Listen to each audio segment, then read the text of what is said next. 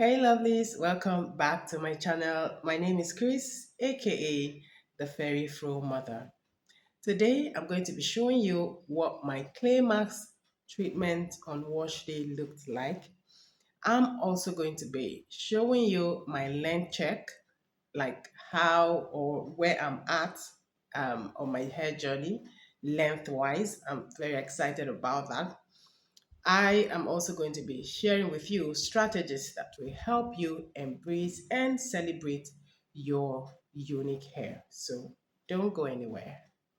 So, what I did was to apply raw shea butter on my hair overnight, just like I did with the girls. And so the next morning, I went ahead to um, start finger detangling my hair. I've gotten questions about why it's only finger detangling that I do with my hair.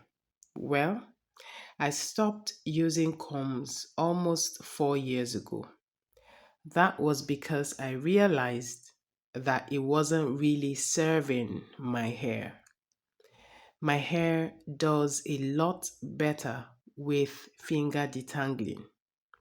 And like I always say, if combs and brushes are doing the work for you, then that's amazing. Stick to what works for you.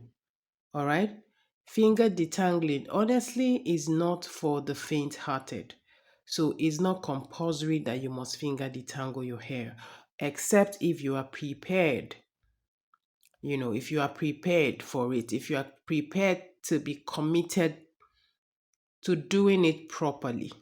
All right? Okay, so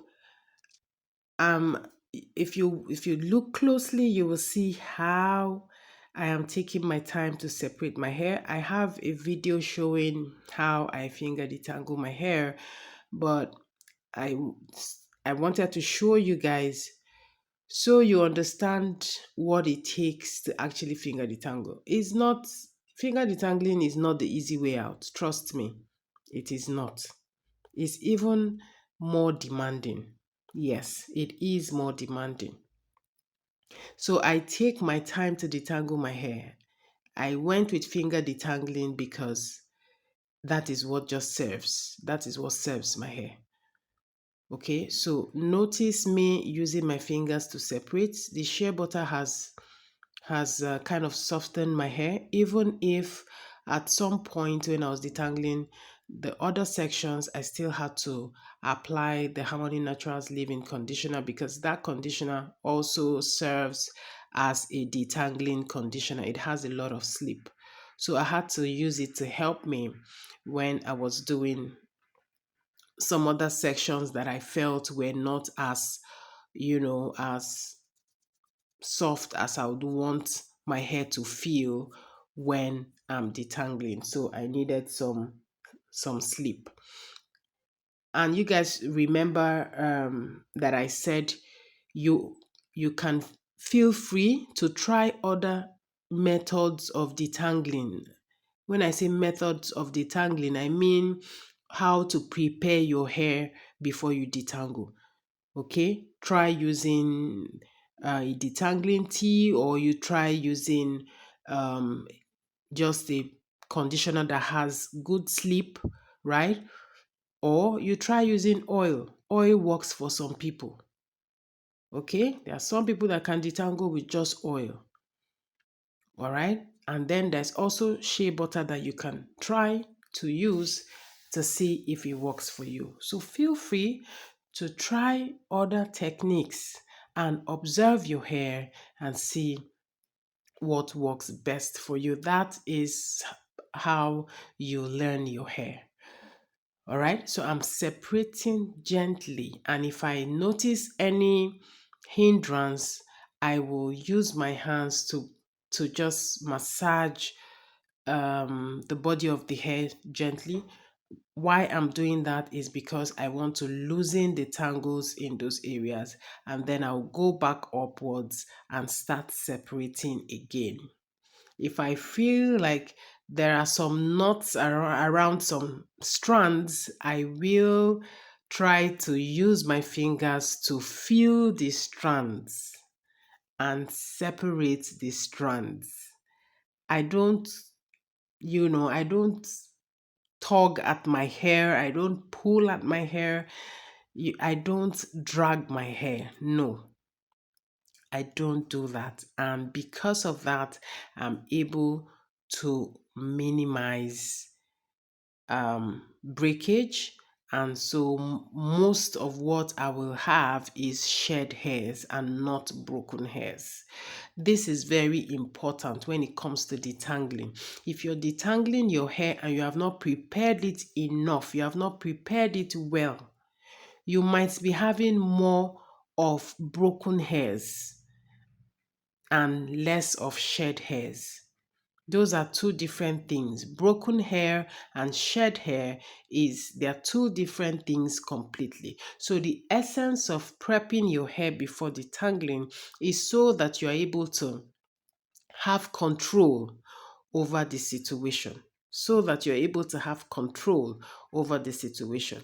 Before now, I hadn't touched my hair for more than 2 weeks. I was feeling under the weather and I had so much to do. So I was working on recovering and I was still finding time to do the other things that I had to do.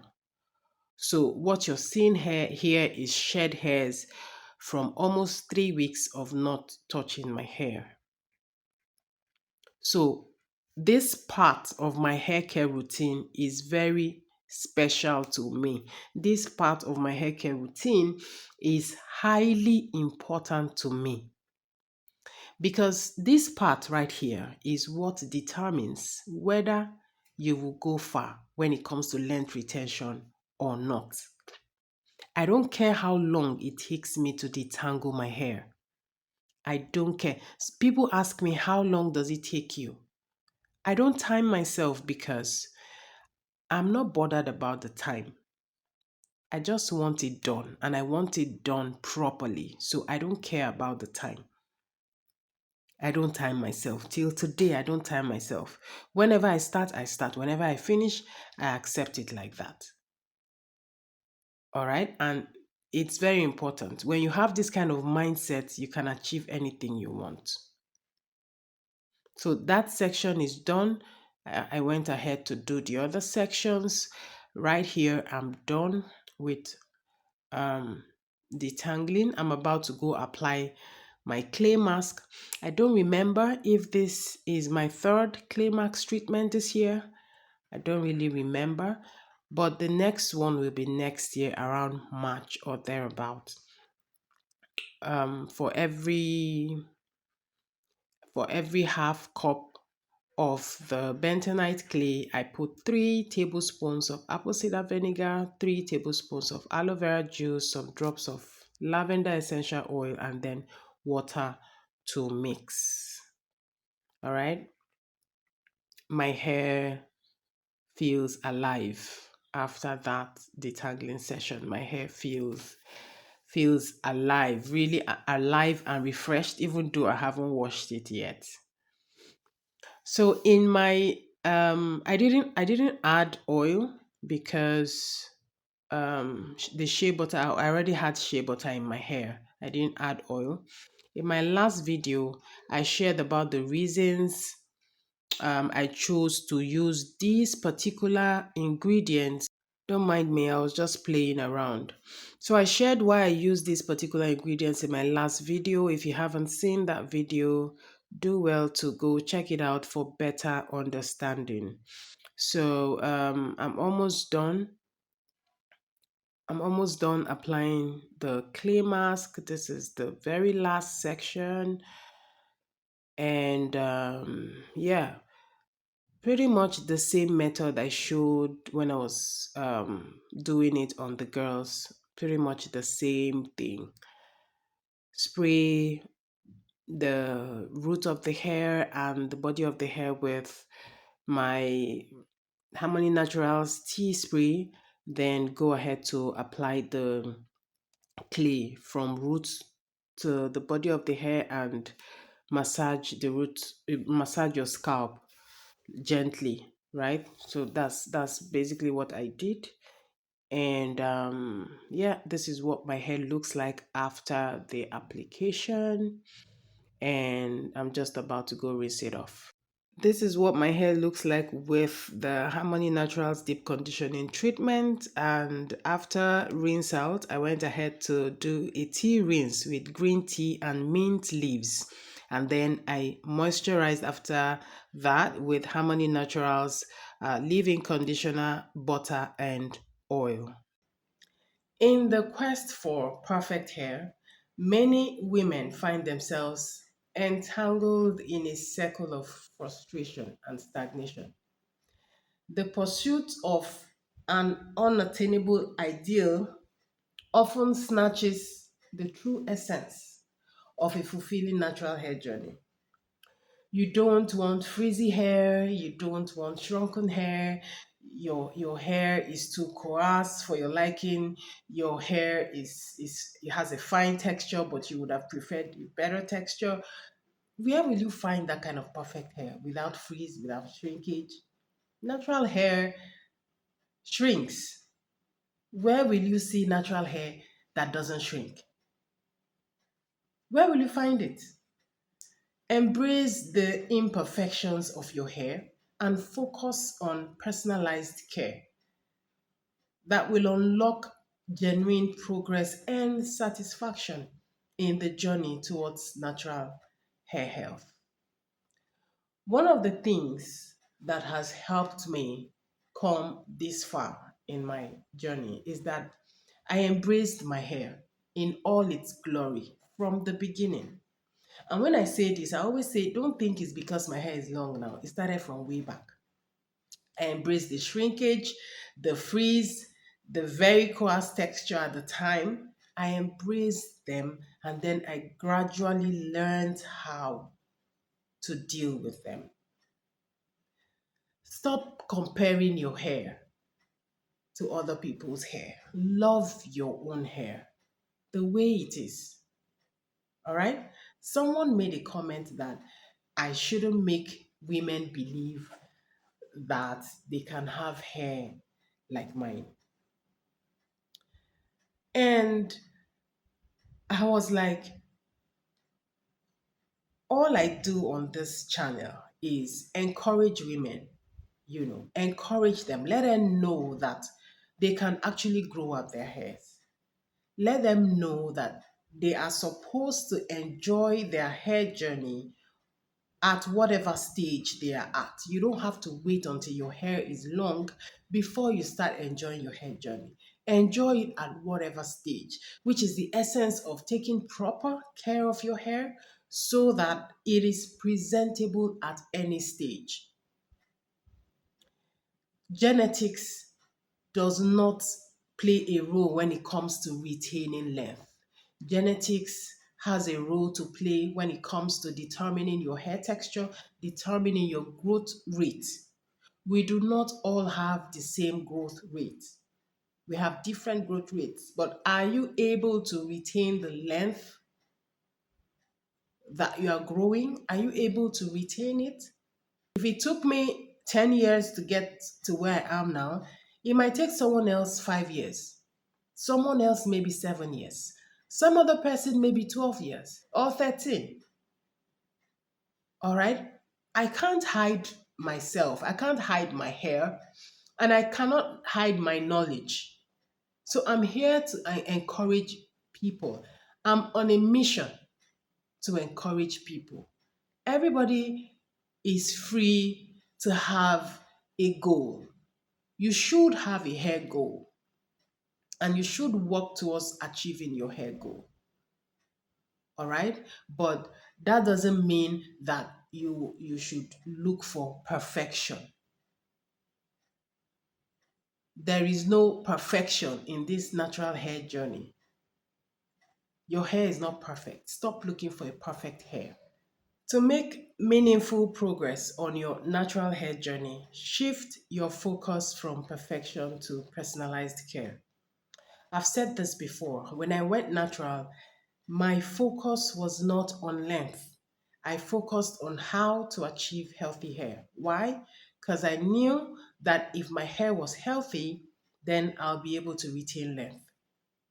Because hair grows, no question about that, except if there is an underlying health condition.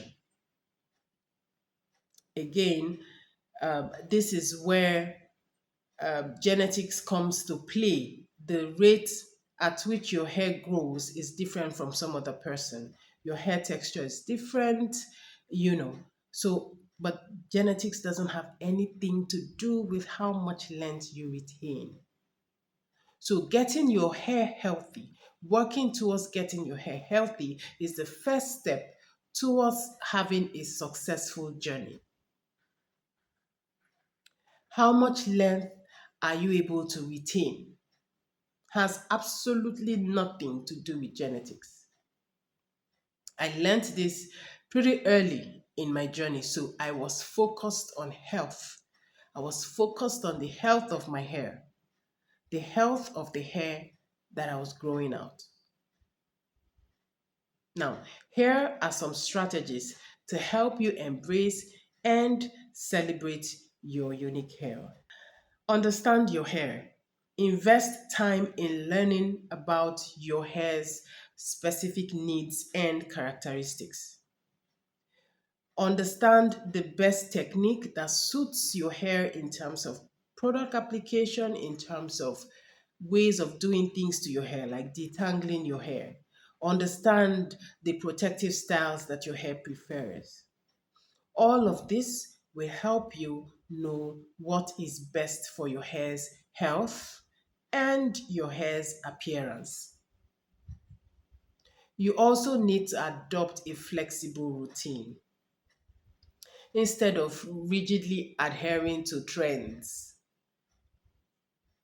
No butter, no oil, or don't use leave-in conditioners, don't use deep conditioners, don't do this, don't do that. Have you bothered to take the time to actually find out what your hair wants? Have you tried to know what your hair prefers? Or would you rather just jump on the trend and then come back crying? Adopt a flexible hair care routine that evolves with your hair's needs. I change my routine per time depending on what my hair needs. This approach allows for adjustment based on the changes in your hair's condition, changes in environmental factors, and personal preferences. Celebrate progress. Recognize and celebrate the progress that you are making, no matter how little, no matter how small the progress. Each step towards healthier hair is a success, and it should be acknowledged as part of your personal journey. Lastly, practice self compassion. Embrace imperfections, embrace it, and view them as part of your unique hair story. You know, every hair has its unique story. So view those imperfections as part of your hair's unique story. Practicing self compassion can help to lift the pressure of perfectionism and bring about a more positive relationship with your hair. Okay? If you're complaining about shrinking now, is I don't know, but is there a product out there that will you apply and your hair will just stretch? I don't know about that. You have to know how to walk your way around shrinkage. Walk your way around freeze. Come on now. It's not a big deal. It's not that bad.